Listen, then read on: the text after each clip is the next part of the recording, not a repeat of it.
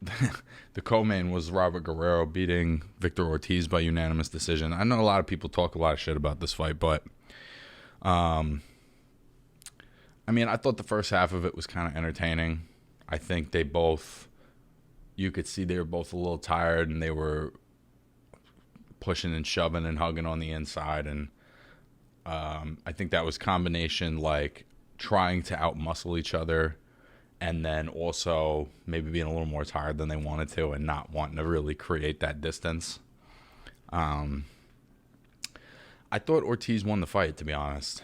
I thought he boxed a better fight and landed the cleaner shots overall. And not that it like matters that much, but I think that of either of them, Ortiz probably has more to offer as far as how much juice is left in the tank. I think Guerrero is basically done.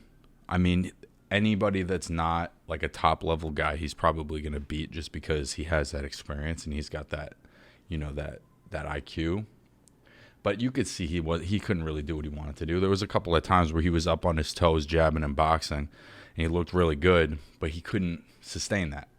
And again, I think you saw flashes of that from Ortiz, where he was able to sustain it a little more, or at least I felt like the bursts were a little more frequent. And I wound up scoring the fight 96-94 for Ortiz. I don't know what the fuck either of those guys do from here. Good for them for taking the challenge.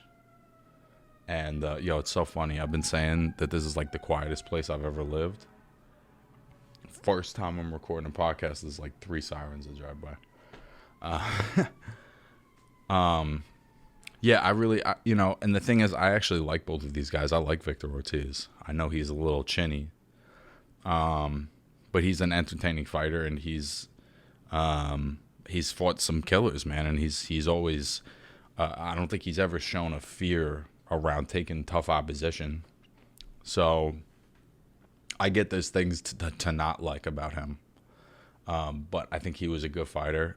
I think if he wants to keep going, again, like I said, I think he's got a little more juice left than Guerrero does, but not by that much. I think they both are coming to the end, which is unfortunate. I think there was obviously a time where Ortiz was, one of the biggest prospects in boxing, and there was a lot of promise around him in his career, and I don't know that he's fulfilled that. And I think some of it, he seems to talk as if it's the media that has written him off, but the reality is it's his fights that have written him off. Like, there's just been so many chances that he's had to get a win and move forward, and he doesn't. But he gets more chances than most fighters. You know what I'm saying? And this is like another chance where even if I felt like he won the fight, it was flat. He should have done more. It was clear that he had a little more juice than Guerrero, and he should have just separated himself, and he didn't. And I think that's been his problem throughout his career. He's an entertaining, talented fighter, but he just doesn't win at these really important moments, particularly since the Mayweather fight. I think there's the pre-Mayweather fight and post-Mayweather fight. Pre-Mayweather fight is the fighter with a lot of promise. The post-Mayweather fight is a guy who really can't win against anybody at the top level. And even guys where you think, okay, this is a tough fight, but he's going to win. Josecito Lopez, Louis Collazo, Robert Guerrero at 39.